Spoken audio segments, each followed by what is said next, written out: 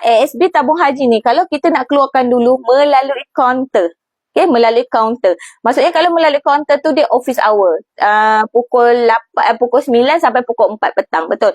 Hari Isnin sampai Jumaat saja. Sabtu Ahad tak ada. Kalau cuti public tak ada, tak buka. Jadi ia terbatas untuk pengeluaran. Okey, bila sekarang, sekarang ni semua di hujung jari, kita boleh transfer on the spot melalui bank kita, terus ke bank kita. Jadi tuan-puan, ini adalah bahaya. Sebab tu kenapa ASB dan tabung haji kita tak sesuai untuk simpanan long term. Sebab kita akan, tak apalah aku ada duit tu. Aku ada duit tu dekat dalam tabung haji, aku ada duit tu dekat SB. Gunalah sekejap, nanti bulan depan nak bonus ni, so aku masukkan je lah, top up. Jadi tak tuan-puan kalau macam tu? Kebiasaannya 90% tak jadi. 90% kita tak akan buat pun benda tu. Betul tak? Sebab aura duit ni tuan-puan, aura duit ni, dia ada aura atau duit ni? Aura duit ni, dia untuk dibelanjakan. Kita kalau nampak duit, even kita lebih 4,000 pun tuan-puan, kita dah rasa dunia ni Ana yang punya. Dunia ni Ana yang punya tuan-puan. Sebab ada duit.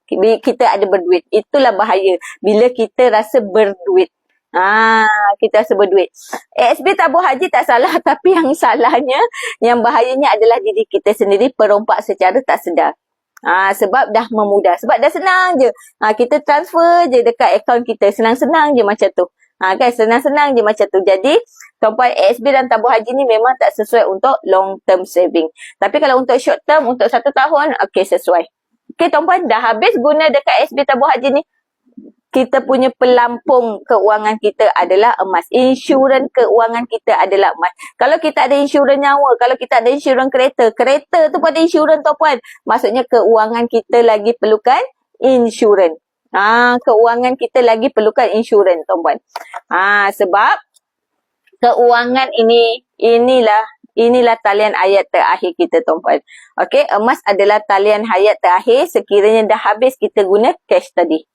Okey, emas ni tuan-puan, emas ni kita gunakan sebagai untuk 2 tahun ke atas. Contohnya dana persaraan, dana kahwin, dana haji, dana rumah, dana kereta.